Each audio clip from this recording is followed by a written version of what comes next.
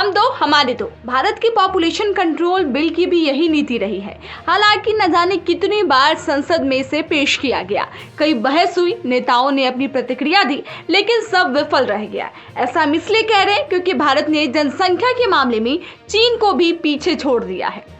दरअसल हाल ही में United nation population fund की रिपोर्ट सामने आई है, जिसमें यह दावा किया गया है कि भारत 142.86 करोड़ की जनसंख्या के साथ विश्व का सबसे ज्यादा आबादी वाला देश बन चुका है। वहीं दूसरे नंबर पर चीन है, जिसकी आबादी 142.57 करोड़ है। 34 करोड़ के साथ यूएसए तीसरे नंबर पर है। आपको बता दें कि इस दौरान ये भी बताया गया है कि हमारी धरती अब 804.5 करोड़ लोगों का घर बन चुकी है।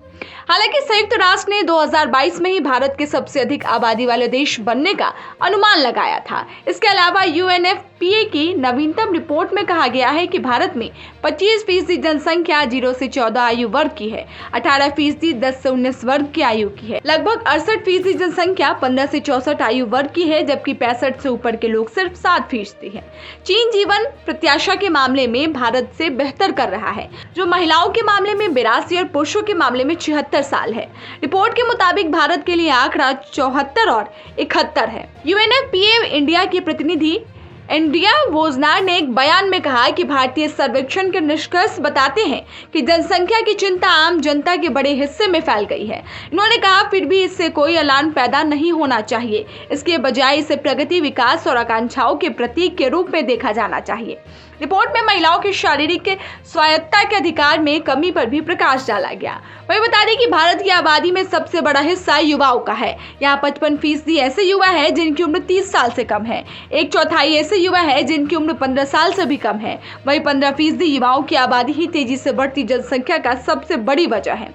विशेषज्ञों का मानना है कि आंकड़ा अभी और बढ़ेगा। इसकी एक वजह यह भी है कि यहाँ पर फैमिली प्लानिंग के तरीकों को उतने प्रभावी तरीके से लागू नहीं किया जा रहा है जितना आबादी को देखते हुए होना चाहिए। वहीं भारत और चीन में कुल मिलाकर 8.045 बिलियन यानी दुनिया की कुल आबादी का 1/3 से अधिक हिस्सा है, लेकिन दोनों में जनसंख्या वृद्धि धीमी हुई है। चीन में तो भारत की तुलना में ऐसे ज्यादा हुआ है। पिछले साल 6 दशकों में पहली बार चीन की आबादी में कमी दर्ज की गई थी। बता दें कि अनुमान पॉपुलेशन एक्सपर्ट्स ने यूएनए के पिछले आंकड़ों को संभाल कर लगाया है। वहीं यूएनए के कुछ पॉपुलेशन एक्सपर्ट्स ने यह भी बताया है कि भारत और चीन से नए आंकड़े नहीं मिले हैं। भारत में आखिरी बार साल 2011 में जनगणना की गई थी। ये खबर आपको कैसी लगी, हमें कमेंट कर जरूर बताइएगा। देश और दुनिया की तमाम खबरों के लिए आप देखते रहे जनहित टाइम्स।